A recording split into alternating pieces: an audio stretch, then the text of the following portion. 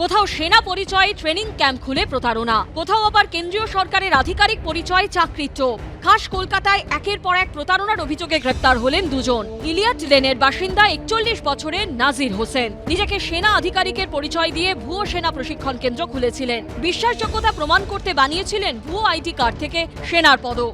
গোপন সূত্রে খবর পেয়ে শুক্রবার রাতে ওই ব্যক্তিকে গ্রেপ্তার করে লালবাজারের গোয়েন্দা শাখা। বাড়ি থেকে উদ্ধার হয়েছে কুকরে চিহ্নিত ক্যাপ বেল্ট, সেনার জুতো। কলকাতা শহরে একেবারে আর্মি বানিয়ে দেওয়া ট্রেনিং সেন্টারের হদিশ পেল কলকাতা পুলিশের গোয়েন্দা বিভাগ এবং এই রকম ভাবে নিজেকে ভুয়ো আর্মির অফিসার পরিচয় দিয়ে এই যে বাড়ি রয়েছে যেটি হচ্ছে ইলিয়াট লেনে এবং সেই বাড়িতে কলকাতা পুলিশের গোয়েন্দা বিভাগ তল্লাশি চালায় এবং হানা দেয়।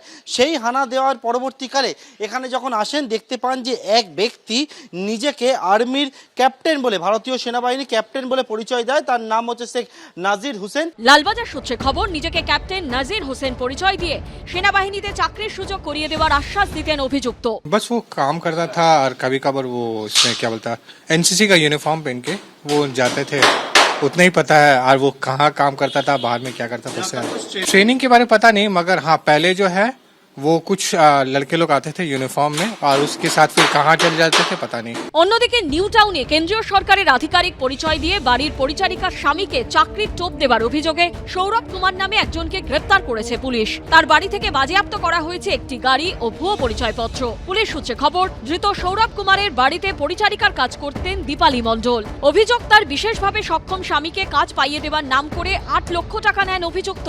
দীর্ঘদিন পেরিয়ে যাবার পরও চাকরি না পাওয়ায় সন্দেহ জাগে। টাকা ফেরত চাইতেই তাকে মারধর করা হয়, এমনকি প্রাণনাশের হুমকিও দেওয়া হয় বলে অভিযোগ। এরপরে নিউ টাউন থানায় লিখিত অভিযোগ দায়ের করেন দীপালি। আমাকে আমার স্বামী চাকরির জন্য ধাপে ধাপে 8 লাখ টাকা নেয়। নেওয়ার পরে যখন দেখছি চাকরি বাকরি হচ্ছে না, আমি ওনার কাছে থেকে পয়সা চাই, তখন ইনি বাড়ি গিয়ে আমাকে ঠেট করে এবং আমাকে সেলোথানিরও কেস করে যে আপনাকে সেলোথানি করবো, মারধরও করে।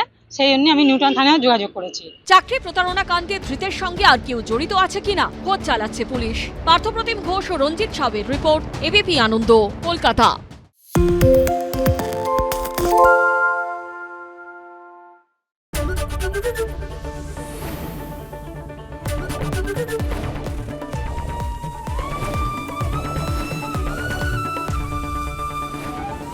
এবিপি আনন্দ, এগিয়ে থাকে, এগিয়ে রাখে। সত্য অন্তহীন, সত্যের খোঁজও তাই, সত্য সন্ধানে তাই আমরা অক্লান্ত, অকুতভয়। এবিপি আনন্দ নতুন ভাবনার প্রতীক, যা মনে মুক্ত, তথ্যে যুক্ত এবং যাবতীয় সীমানার বাঁধন থেকে মুক্ত। সীমা না শব্দটির মধ্যে লুকিয়ে আছে মানা শব্দটি, যেন চোখ রাঙানি এক অদৃশ্য বেড়াজাল, যা আটকে রাখে আমাদের এক ছোট্ট গণ্ডির মধ্যে। একমাত্র সঠিক খবরই গড়ে তুলবে এক মুক্ত সমাজ। সেই জগৎ গড়ার লক্ষ্যে কোনো সীমানার ঠুকুটি আমরা মানব না। এবিপি আনন্দ, এগিয়ে থাকে, এগিয়ে রাখে।